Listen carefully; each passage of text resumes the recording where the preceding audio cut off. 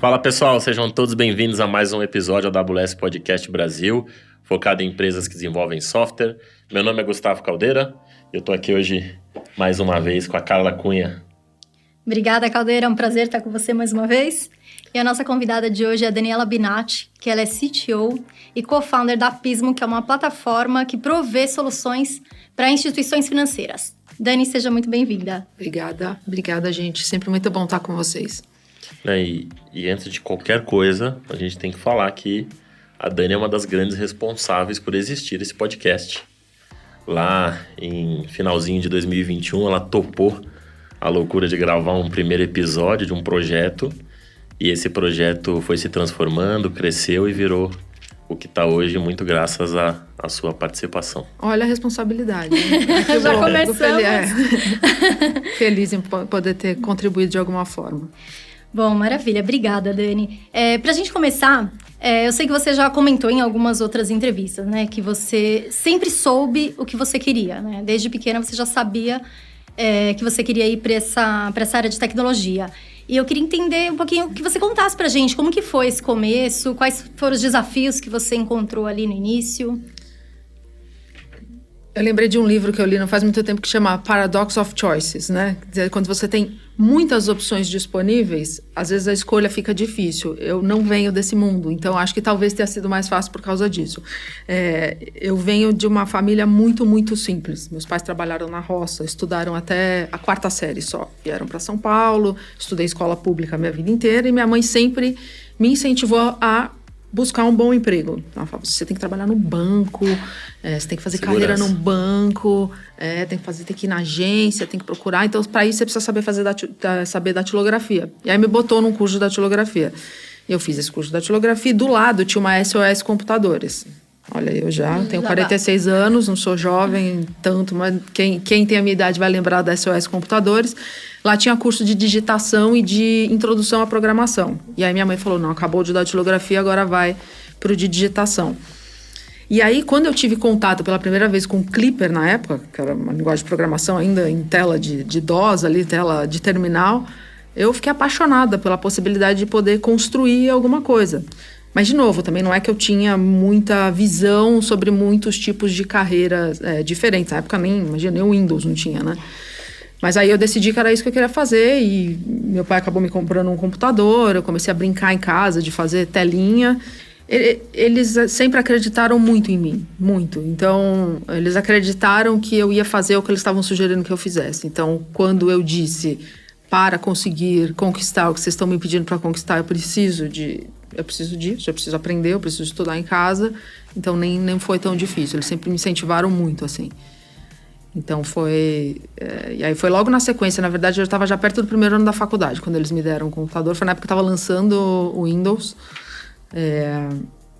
E foi transformador para mim, porque eu comecei a fazer estágio no primeiro ano da faculdade já. Então, eu entrei na faculdade em fevereiro, em abril eu já estava fazendo estágio. Eu era estagiária na CET, no DSV, no departamento de...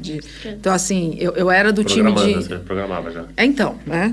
Eu fui contratada para tal, mas, na verdade, eu digitava os talonários de multa de quem estava na rua, dos guardas que estavam na rua. Então, assim, eles chegavam com aquele talão no final de semana, na segunda-feira, eu tinha que digitar todos numa planilha para fazer depois a cobrança. Mas olha o nível de automação que existia na época, né? Você era API.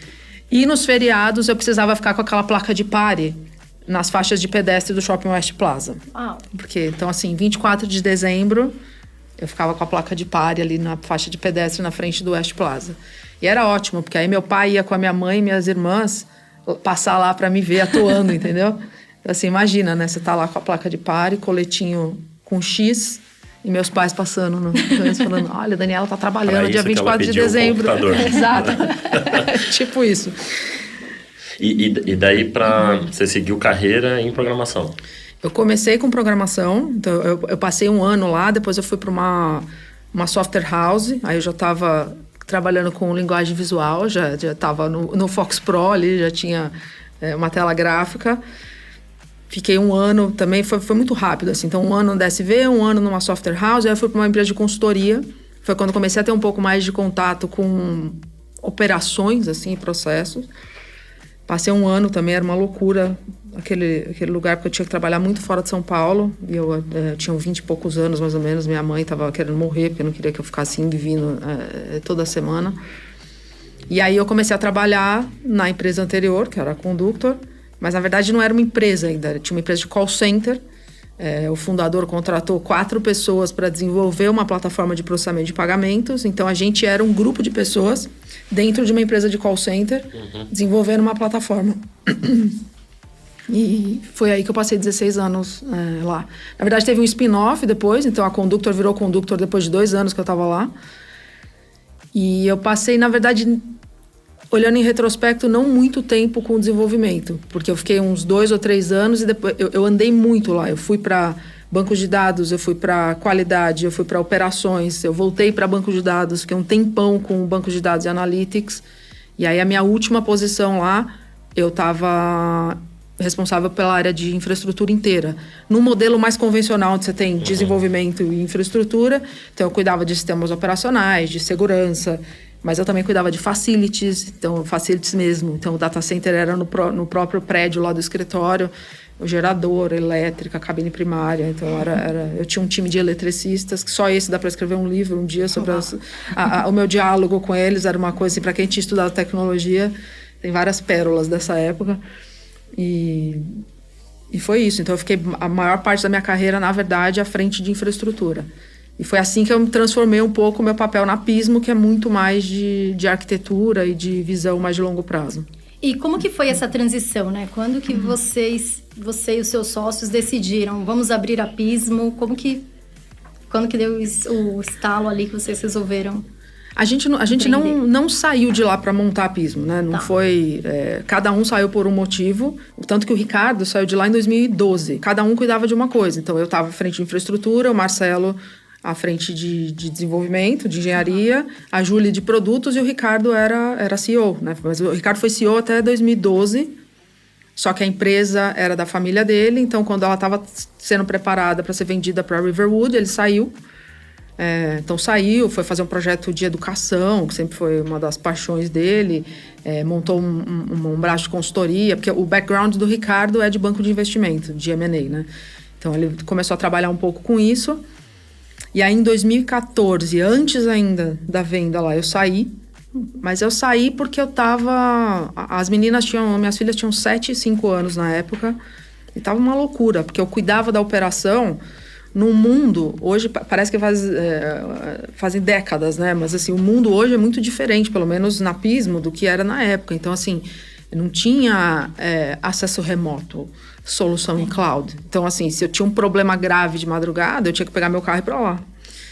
E as meninas eram pequenas, e eu estava... os últimos, 2 meses antes de eu sair de lá, eu estava fazendo um projeto de moving do data center, que era nesse prédio do escritório, para levar para a Equinix ali no centro. E eu estava trabalhando de domingo a domingo, 12, 15 horas por dia. Eu mal via as meninas. Aí, quando a escola começou a me ligar e falar o que está acontecendo, a Júlia tá agressiva, tá com um comportamento estranho. Aí eu falei, putz, não dá. E aí eu combinei com o Marcelo, que é meu marido também, né? Meu sócio hoje na Pismo, meu marido, ele era o diretor de desenvolvimento. Falei, acho que eu vou sair e procurar alguma coisa menos... time consuming, né? Menos estressante também. Meus times trabalhavam 7x24, né? E aí eu fui estudar. Então foi aí que eu saí. Aí eu fui fazer primeiro um curso de Big Data na Cloudera. Depois eu fui fazer o curso de arquitetura na AWS. E foi nessa hora, na verdade, por isso que eu sempre brinco, que foi ali numa sala de treinamento da AWS que nasceu o primeiro sketch ali da Pismo. Eu tinha começado a estudar um pouco o modelo de implementação do Salesforce. E esse mundo de mercado financeiro é um mundo muito legado, né? E quando eu comecei a estudar de novo, eu falei, onde é que eu estava nesses últimos 16 anos? Olha quanta coisa poderia ter sido diferente se a gente estivesse usando a tecnologia que está disponível amplamente em outras indústrias no mundo inteiro. Na época só se falava em Spotify, Netflix. A AWS estava se consolidando um pouco mais aqui no Brasil. E a gente teve uma experiência interessante lá antes de eu sair, que foi o lançamento do Nubank. O Nubank lançou processando lá, na solução anterior que a gente desenvolveu. E foi aí que a gente viu quão difícil era uma solução que tinha sido desenhada para ser completamente digital, apoiar num sistema legado. Então, aconteceu um monte de coisa. Tanto que depois de algumas rodadas de investimento, eles decidiram internalizar. E a mesma coisa estava acontecendo em vários outros lugares do mundo. Você via Monzo, Starling, vários outros neobanks. Ou eles tinham funding suficiente para verticalizar e desenvolver a própria solução, ou eles estavam ainda apoiando em solução legada. Então, foi aí que eu comecei a desenhar o que seria e passei aí 1 ano, acho, mais tentando convencer meus sócios a entrarem nessa empreitada. Até porque eu saí de lá dizendo que eu nunca mais ia trabalhar com infraestrutura de novo, né? Eu ia te perguntar isso, porque você provavelmente não percebeu, acho, que isso estava impactando diretamente suas filhas, né? Talvez você estava tão imersa ali no trabalho, no que você estava desenvolvendo, construindo, entregando. Deve gostar bastante de trabalhar, então... Sim. Tava bem, tá se sentindo bem, mas isso impactou diretamente suas filhas, né? Até que a escola liga e fala, ó, temos um problema para resolver. Temos um problema. Como é que foi para você se reorganizar? Entendi, cara, saí e fui procurar outra coisa. Mas se você fizesse a mesma coisa de novo no seu próprio negócio, o resultado seria provavelmente o mesmo, impactando as meninas, né? Como é que você chegou a se reorganizar? Você foi buscar ajuda, auxílio, coach, estudar? Como é que você priorizou isso na tua vida? A transição nessa época foi um pouco mais lenta e passou por uma fase importante da vida delas, né? Então, hoje não é muito diferente, na verdade, nada diferente do que era nessa época. Só que hoje elas são mais velhas e entendem um pouco melhor tudo que está acontecendo. Agora, então assim, no começo, tiveram momentos muito difíceis para elas, bastante difíceis, assim. Então, a primeira crise foi uma crise... Acho que da nossa ausência, assim, né? Então, por que eu não estava lá? Os dois, né? Os dois, exato. Os dois. Exato, porque quando tem uma crise, quando você trabalha junto, e se tem uma crise no trabalho, normalmente os dois estão envolvidos. Você não tem aquela coisa de cada um ter uma carreira diferente e momentos diferentes de intensidade de trabalho, né? E aí, quando a gente estava nesse processo então, foi 1 ano desenhando o que seria a Pisma. Aí era mais tranquilo, porque não tinha operação, era quase que um laboratório, né? Então, a gente passava ali dias inteiros na sala de jantar do apartamento da Julie, ali na Vila Olímpia, com flip chart, desenhando quais eram os problemas que a gente não conseguia resolver antes e como é que a gente faria diferente agora da segunda vez. Eu falo que a gente é um grupo bastante privilegiado de ter tido a oportunidade de fazer uma solução dessa do zero 2 vezes, né? Mas a segunda vez foi a partir da experiência, não foi do zero. Então, como é que a gente vai fazer diferente? Em termos de tecnologia, relação com o time, modelo de negócio. Então, tem muitas diferenças, né? Não é apenas a tecnologia.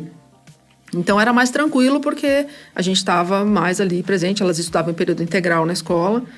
Foi mais tranquilo. Quando começou as etapas de fundraising e depois de começar de verdade fazer MVP, aí o que aconteceu? A gente fez o bootstrap da empresa.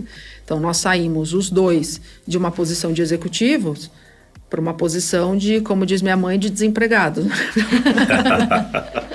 Então, eu não tinha renda, estava investindo cada centavo que a gente juntou para construir a Pismo, porque mesmo depois do CID a gente ainda não tinha, você não tem renda, você tem ajuda de custo que mal, né, que não cobre as despesas, especialmente de escola, com Sim. 2 crianças. E aí elas estavam sendo privadas de um monte de coisa, não podia viajar mais, não podia fazer festa de aniversário, porque não tinha. Então aí elas começaram a se revoltar e queriam que a gente... Para criança entender isso Exato, é muito difícil. Então foi um segundo momento assim que foi difícil, que eu acho que foi super importante para ela. A gente mostrava que as coisas não eram fáceis, que você tinha que tomar decisões, fazer escolhas, né, olhando aí por um futuro. Então aí esse foi um segundo momento.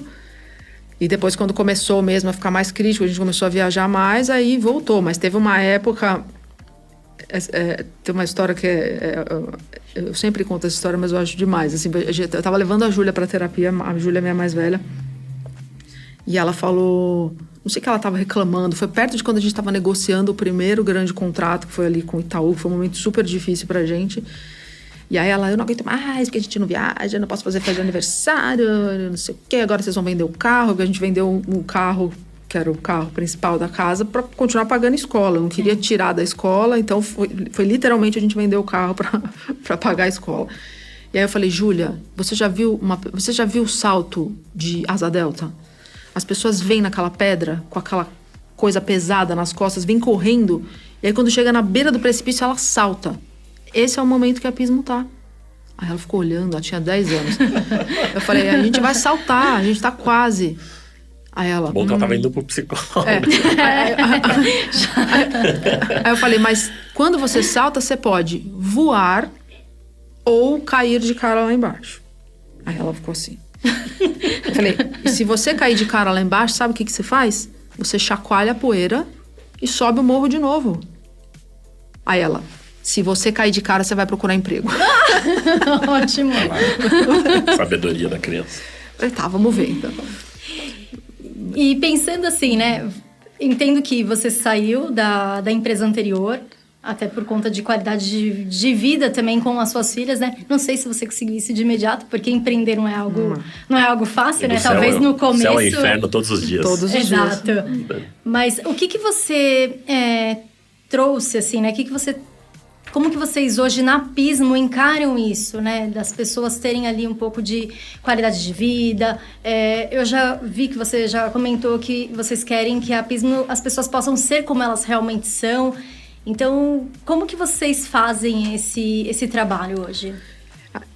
No começo a gente fez um esforço grande, porque as pessoas têm um pouco de medo, né? Quando você fala uma coisa dessa, você fala, será que, né? Será que pode? É claro que a gente trabalha demais, é claro que a gente tem uma empresa no estágio onde a gente esteve, né? Até agora, é um crescimento constante, então tem muita coisa para fazer, mas você precisa ter flexibilidade e conseguir priorizar as coisas que realmente são importantes.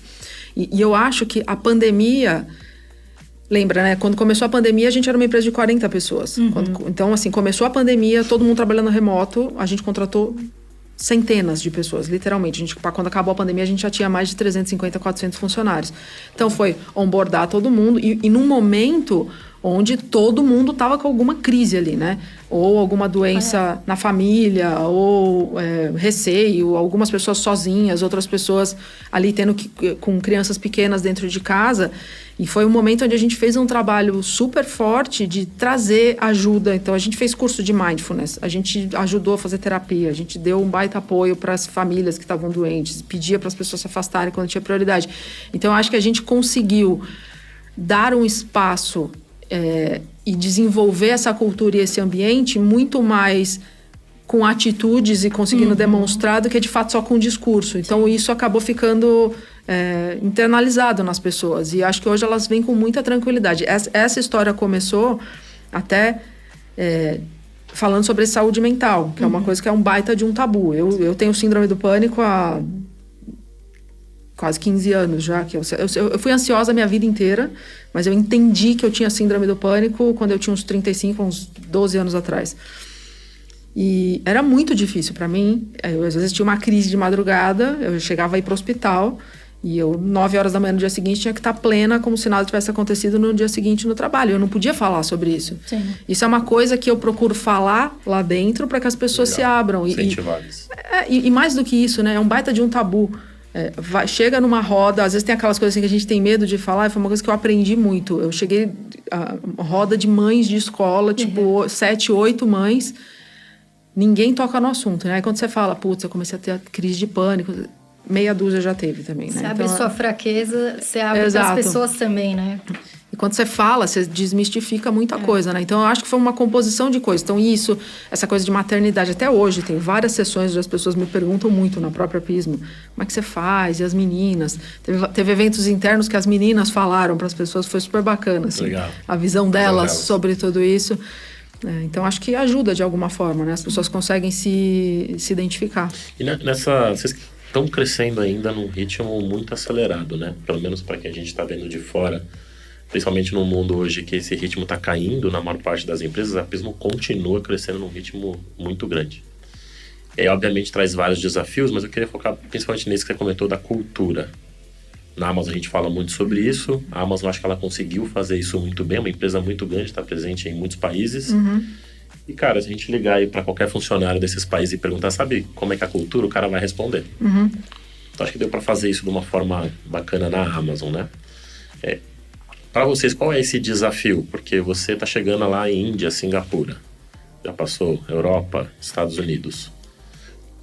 como é que muda esse desafio cultural? Como é que você consegue implementar isso? Você estando aqui dando entrevista pra gente, como é que está funcionando a Pismo culturalmente nesses outros lugares? Olha, eu acho que esse foi um dos nossos maiores desafios. Assim, eu sempre falo, os maiores desafios das empresas, eu realmente acredito que eles não são tecnológicos, eles são culturais e de pessoas. É como é que as pessoas encaram mudanças e como é que elas se adaptam e mudam, né? O modus operandi da Índia é diferente da Europa, que é diferente do Brasil.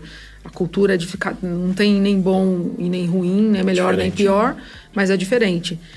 E no começo foi muito difícil, porque não é só o desafio cultural e da forma como as pessoas operam, é idioma, é time zone. Então, imagina na Índia, né? Eu tenho, a propósito, essa reunião que eu preciso fazer logo depois aqui é com o time da Índia, então por isso que eu não posso demorar muito, porque já é à noite lá. Então, é difícil conseguir conciliar. O que a gente começou a fazer, que tem funcionado, é mandar pessoas de um lugar para o outro. Então, a gente tem brasileiros passando em UK, lá, trabalhando junto com o time lá.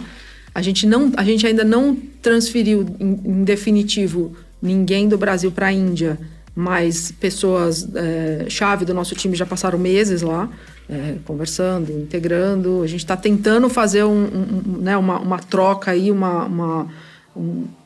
circular essas pessoas para poder ficar um pouco mais, o processo ficar um pouco mais solidificado, né? Assim, então, o nosso head de RH de UK é brasileiro, então, assim, a partir de UK eles conseguem controlar um pouco melhor a Índia por causa de time zone, mas é um baita de um desafio. Então, assim, Vocês sofreram muita resistência, Dani, por ser brasileiro? Você sofre algum tipo de resistência nesses países todos que você está indo? Um pouco, às vezes, na venda do serviço. Acho que não na contratação, na construção de time. Isso é tranquilo, tem sido tranquilo. Às vezes tem um certo receio quando o nosso cliente target são bancos muito grandes normalmente, né? Então, bater na porta de um top 10 bank com uma solução brasileira que está rodando em grande escala, mas ainda na América Latina, é um desafio não irrelevante. É muito mais nesse sentido que a gente percebe do que, de fato, na construção de times ou até na contratação de pessoas. Porque, do ponto de vista institucional, a gente tem investidores de peso apoiando a gente, né? Então, tem Amazon, tem Accel, tem SoftBank. Então, isso ajuda porque um aval importante na hora de mostrar a robustez da empresa. Mas nem sempre é um pouco mais complicado no processo de contrato de serviços. Ô Dani, e falando um pouco sobre mulher, né? Sobre a parte de empoderamento feminino, a gente vê que a gente até conversou anteriormente, a gente enxerga você como a cara da Pismo hoje, né? Não sei se é porque é empresa de tecnologia, né? Então a gente fala Pismo é Dani Binatti. Você encontrou alguns desafios ali, imagino, por ser mulher e ainda mais nesse mercado, né? Não só tecnologia, mas mercado financeiro, onde homens predominam, né? Como que você, de repente, se preparou para isso? Se você se preparou? Olha, Carlinhos, acho que é difícil se preparar para isso, né? Eu acho que eu tive fases, assim... Eu demorei para perceber algumas coisas. Eu acho que no passado, eu passei por algumas situações onde naquele momento eu achava que eu era o problema. Eu realmente não entendia, eu não via aquilo como algum tipo de agressão ou de preconceito. Tá. E foi muito difícil para mim. Foi uma fase bastante complicada para mim quando eu entendi assim, um pouco do que estava acontecendo, porque eu me senti muito mal. Teve um episódio na minha vida onde eu estava trabalhando muitas horas por dia. A minha caçula era pequenininha, tinha 2, 3 anos de idade, ela estava com febrão em casa. E eu estava trabalhando 14, 15 horas por dia. Naquele dia eu precisava levar uma pediatra. A pediatra ia me atender às 8 da noite. E eu cheguei e falei, eu preciso sair hoje mais cedo, 7h30. Porque a minha filha tá com 40 graus de febre, eu preciso levar na pediatra. E aí o que eu ouvi foi, eu acho que você precisa pensar o que você quer pra sua vida. Porque essas meninas vão demandar cada vez mais de você e você não vai conseguir fazer as duas coisas. E eu saí de lá arrasada. Eu falei, eu não vou conseguir fazer as duas coisas. Eu não vou ser capaz, eu não vou conseguir. Como é que eu vou ser mãe, cuidar disso? E depois eu entendi o absurdo que foi isso, porque... E acho que, assim, episódios como esse que se passaram na minha vida foi o que ajudaram, reforçaram a construção do que eu quero construir na Pismo agora. E situações como essa, eu tô até fazendo... A gente está fazendo um trabalho de mentoria com algumas mulheres lá na Pismo. Eu falei sobre isso na semana passada. É muito importante que acho que a clareza de que aquilo é uma agressão e que é sobre o outro e não é sobre você, é muito importante para você conseguir passar por situações como essa, porque senão aquilo só vai te diminuindo e é muito complicado. Eu tive situações, principalmente no começo aqui da Pismo, de uma... É super comum eu estar junto com o Ricardo, que é meu sócio e CEO, numa mesa onde eu sou a única mulher. Então, 20 pessoas, 19 homens e eu. E eu já tive situações delicadas onde eu falava e a pessoa respondia olhando para o Ricardo. Então, eu falo e a pessoa responde olhando para o Ricardo. E se recusa a fazer contato visual comigo. E também foi super difícil na época, até que, enfim, teve um dia que eu estava com... Era 4 horas da manhã isso acontecendo, minha paciência já não estava lá muito, a gente acabei dando uma estressada ali na mesa e depois as coisas acabaram se resolvendo. Mas é super comum. É super comum, é difícil às vezes para alguns homens aceitarem. Então, eu já tive situações... Muitas vezes os nossos investidores pedem, putz, estou pensando em investir na empresa X... Vai lá dar uma olhada, conversa com o CTO, me conta como é que tá. Às vezes entra um CTO para falar comigo, ele não consegue olhar para mim. Então eu falo, o que eu estou fazendo aqui? Você percebe, mas de novo, eu acho que a parte mais importante é quando você consegue entender que aquilo é sobre a pessoa e não é sobre você, porque senão você não sai do lugar. E eu tinha muita dificuldade, até por conta de todo esse contexto de ansiedade, de síndrome do pânico, de falar em público, Imagina, as coisas que eu faço hoje de entrevista, de gravar esse podcast ou subir num palco, era inimaginável. Mas eu também acredito que você só vence esse tipo de coisa por exposição. Então, se você tem dificuldade de fazer alguma coisa, você tem que fazer mais vezes essa coisa para poder tirar isso de letra, né? Evitar a situação não ajuda em nada, só piora as coisas. Então, esse foi um dos motivos, porque eu sempre fiz questão de estar super presente em todos os processos de rodada de investimento, em todos os processos de diligência, e o processo de série B, que foi quando a gente anunciou, logo que a gente gravou aquele podcast, durou pelo menos 10 meses. Bastante, né? Quase um ano aí negociando. Eu ia te perguntar uma questão ainda na questão cultural, um pouco. A gente fala bastante disso na Amazon, como você sabe. A gente tem um princípio lá que é ownership. Então, imagina que eu sou funcionário, eu tenho que ter senso de dono. Você passou como funcionário na sua carreira, até chegar numa posição de como alta executiva, e depois virou dona. Então, você tem mais propriedade que eu para falar. Você consegue ter esse senso de dono, o mesmo senso de dono que você tem hoje? Tem alguma forma de eu ter isso como um funcionário, como não dono de uma empresa? É possível isso? Com certeza absoluta. Eu sempre falo isso, se eu fosse dona da empresa anterior, eu não teria feito isso a mais, porque eu fiz tudo que eu podia, eu fiz tudo que eu achava que eu tinha que fazer. E eu acho que isso tem muito de... Claro que é uma coisa que a gente desenvolve e que a cultura, o ambiente promove, né, e incentiva as pessoas a fazerem isso, mas isso é muito... Eu acredito que tem muito de personalidade. E muito de você estar no lugar certo... de acordo com seus objetivos. A gente conversa muito sobre isso, principalmente quando a gente está contratando pessoas que vêm de grandes instituições, é uma conversa que a gente sempre tem. Não tem certo e errado. Tem pessoas que querem trabalhar das 9 às 6, ter o salário do mês e estão felizes com isso e ótimo, vão priorizar a família, vão priorizar tempo fora.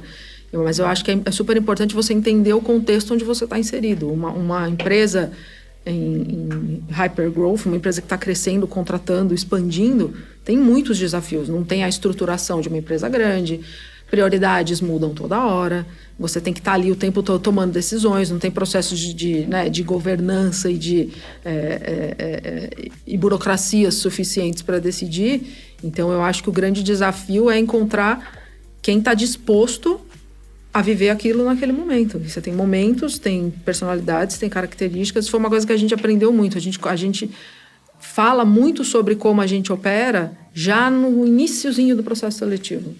Dá situações, dá exemplos, ó, aqui na assim. Própria entrevista, na você própria já passa entrevista. por isso. Porque as pessoas às vezes se iludem. Acontece muito, tem muita ilusão. Eu tô numa empresa grande, é muito devagar, eu quero uma empresa que está em alto crescimento, onde eu tenho espaço, mas aí também tem um pedágio para isso, né? Então você tem... o modus operandi é diferente e acho que é importante que isso esteja claro.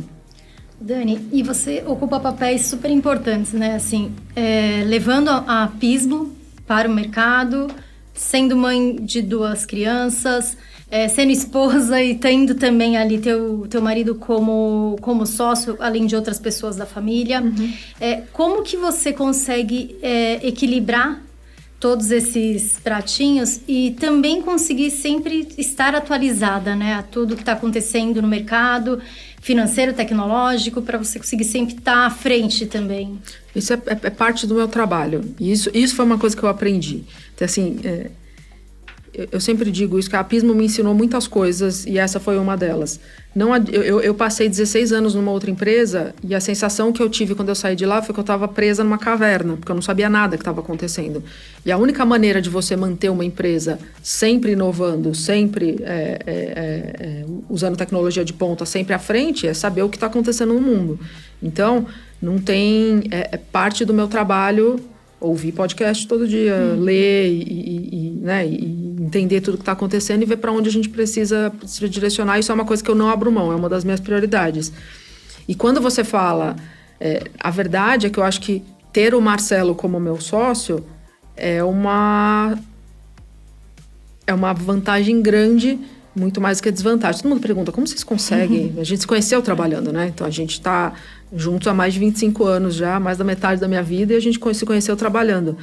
E não foi fácil, porque a gente brigou muito, nós somos ambos extremamente competitivos, então a gente sempre fomos pares e era complexo ali a relação. Uhum. E a gente fez um processo de coaching há alguns anos atrás que foi assim... Eu falo que todo mundo que todos os casais que trabalham juntos deveriam fazer aquilo. Porque ficou muito claro as nossas diferenças e as nossas forças. E a gente desenhou o nosso papel na Pismo. E essa é a vantagem de você ter a sua empresa, né? Não tem, e isso eu acredito, você não tem desenho e solução que aplique para qualquer lugar. Você tem que montar as estruturas de acordo com o perfil das pessoas. Sim. Muito mais do que pegar um organograma pronto e fazer encaixar. A gente dividiu os nossos papéis usando o que a gente tem de mais forte. Então, eu sou uma pessoa que adora estudar, adora ler, adora olhar as coisas de longo prazo, pensar estrategicamente, olhar para né, ter um viés assim de roadmap, de sequência. Sou péssima em garantir execução de coisas. Eu não sou a pessoa que bate o bumbo e a minha cabeça funciona... Eu gasto... semanas, meses tentando resolver um problema complexo. Quando a solução tá fechada na minha cabeça, eu já estou pensando em outra coisa. Eu não consigo dar sequência e eu me esforcei muito. Eu gastei muita energia na minha vida tentando ser boa em coisas que eu sou péssima. E acho que eu aprendi que é melhor para a empresa e para mim, se eu conseguir fazer o melhor uso das minhas características, isso vale para qualquer um. Então, Sim. O Marcelo é ótimo em acompanhamento, em garantir execução. E ele não gosta muito de estudar, de ler, de olhar. Então, a gente se dividiu completamente e isso tem funcionado bem. Então, ter ele junto, e aí isso permite equilíbrio. Então, ele está mais perto da operação, eu estou mais perto do desenho. E eu tenho muita dificuldade de delegar o cuidado com as meninas. Então, sou eu que levo no médico, no psicólogo. Eu tô ali, então... Você gosta? Eu gosto, eu acho que é importante. São 2 meninas. Então, eu acho que hoje... Tudo que eu me senti culpada quando elas eram pequenas, hoje elas têm orgulho, assim, do que eu faço. Sim. Então, é muito bom, Legal. Assim. E elas aprendem muito também, né? Tudo que acontece, elas sabem tudo que está nos bastidores. Ainda mais agora, trabalhando remoto, que elas estão em casa. Então, acho que isso foi se ajustando dessa maneira. Esse pensamento de longo prazo que você comentou agora, eu também já vi em algumas entrevistas você falando que a Pismo tem, né? Como é que vocês se preparam para isso? Do ponto de vista de estratégia, assim, quanto tempo você está olhando para frente?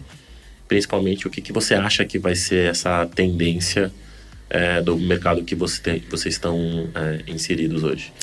A gente atua muito na camada de infraestrutura, né? Então, a gente tem um layer que permite que incumbentes e fintechs construam seus produtos. Então, o que a gente faz, na verdade? A gente, de um lado, abstrai os rails super antigos dessa indústria. Então, as bandeiras, Mastercard, Visa, eles ainda operam com o protocolo ISO 8583, cuja última versão foi lançada em 1987. Por isso que é muito difícil para quem não requer conhecimento muito específico fazer isso. Então, é uma operação que ainda trabalha em TCP/IP, então não tem nada de API, é bem diferente. Então, a gente construiu um layer que abstrai para o cliente final, para o banco ou para a fintech, todo esse legado que tem aqui, e da mesma forma entrega um conjunto de ferramentas para que ele possa construir o produto. Permite ele inovar. Permite ele inovar. Qual que é o grande dilema de um banco, ou o grande dilema de um player, de um emissor de cartão ou de um banco? É comprar ou construir. Eu compro uma solução pronta ou eu construo tudo dentro de casa? Construir tudo dentro de casa requer conhecimento nesse tipo de protocolo, você tem que estar atento a mandate de bandeira, alteração, segurança, tem uma série de coisas que você precisa investir e acabar se distraindo do seu propósito, que é fazer um produto para o seu cliente, para o seu usuário final. Comprar pronto é um pouco do mundo que a gente vivia antes. Você tem uma solução tão caixa preta que aquele fornecedor vira e fica responsável pelo seu backlog. Se você quer lançar uma funcionalidade específica ou qualquer outra coisa, você depende dele priorizar e desenvolver aquilo e você fica completamente de mãos atadas. O modelo que a gente construiu é um modelo onde a gente entrega APIs e permite que as instituições construam o melhor produto e estejam aí no controle do roadmap do cliente final. Então, a gente tem um único código-fonte que vale para o Itaú, mas também vale para a Cora, que é uma fintech e um bancão. Então, é o mesmo código-fonte rodando no mundo inteiro e permitindo que se construam produtos completamente diferentes em cima da plataforma. E você acha que o Generative AI, que é o hype do momento aí, vai impactar muito esse teu mercado? Como é que vocês estão se preparando com isso? Há controvérsias, né? Então, assim, acho que sim. No curto prazo, acho que tem discussões a respeito de segurança, tem muita preocupação a respeito de propriedade, acesso à informação, privacidade de dados. Risco num modelo, depois da pandemia, né, esse shift de comportamento de consumidor para o mundo online é um baita desafio para emissores, então eu acho que ainda existe um pouco de receio no que diz respeito a colocar isso ali de fato nas transações financeiras. Todo mundo está investindo e testando como é que você ganha prioridade com isso? Então, o Copilot do GitHub, como é que você cria mecanismos para ganhar produtividade? Existem vários experimentos aí em detecção de fraude e gestão de risco, que eu acho sim que tem um potencial transformador absurdo. Mas o timing, tenho dúvida se é tão no curto prazo. Acho que a gente ainda precisa entender um pouquinho melhor. Vamos encaminhar para o final, porque você tem horário. Né? Senão a gente podia ficar falando com você aqui horas e horas e horas. O que você vê que pode trazer de ensinamento? Eu sei que você lê bastante, então eu ia pedir para você ir nessa área aí que você gosta muito de estudar, podcast, livro, para indicar para o pessoal que está assistindo esse podcast conseguir compreender um pouquinho mais de como melhorar os processos, tecnologia e pessoas dentro das empresas. Tem um livro que eu gosto bastante, que é aquele How You Measure Your Life, né? Como é que você mede a sua vida. A gente pode passar o nome dele depois, que ele te dá um aspecto ali, não só de como é que você opera numa empresa, mas também como é que você olha para a sua vida pessoal, que eu acho que é um desafio grande para as pessoas, né? Hoje em dia, as pessoas me perguntam como é que você equilibra, mas você fica mais com a família ou mais com o trabalho. Eu acho que conseguir definir essas prioridades e olhar para isso foi um livro que foi bastante importante, assim para mim. Para as mulheres aí, o livro da Sheryl Sandberg, né, que fala dos movimentos de carreira e como é que você precisa ali buscar um assento ali na mesa, né, como é que você entende os movimentos e se posiciona. E tem uma rede de apoio em casa, que eu acho que isso é super importante, né, como é que você olha para a sua estrutura como um todo, mais até do que olhar só para a empresa, como é que você se organiza para conseguir os seus objetivos, também acho que foi super bacana.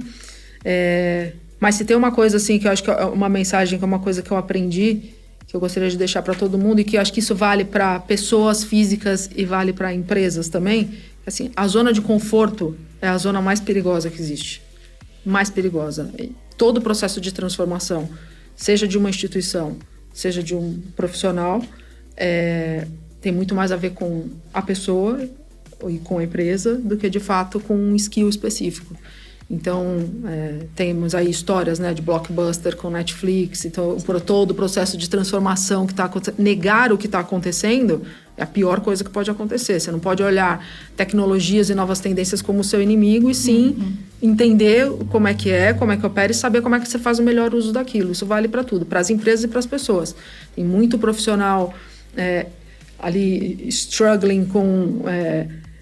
estão desligando o mainframe, está entrando no cloud, tem esse processo de transformação, mas a tecnologia velha era muito melhor.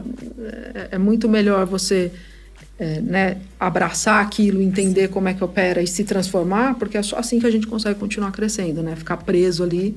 Então, sair da zona de conforto, acho que muito bom. Seria a minha mensagem aqui. Muito bom. A gente tem muito orgulho, acho, de ter você como parceiro, da história da Pismo, de uma empresa brasileira estar alçando voos cada vez maiores. Então, é muito bacana poder conversar com empreendedores brasileiros de tamanho sucesso, né? Com certeza, aprendemos bastante. Obrigada, Dani. Imagina, eu que agradeço, é sempre bom estar com vocês. O Baita, nosso principal parceiro de tecnologia, então, obrigada aí por tudo. Valeu, obrigado. Obrigada. Obrigado, pessoal.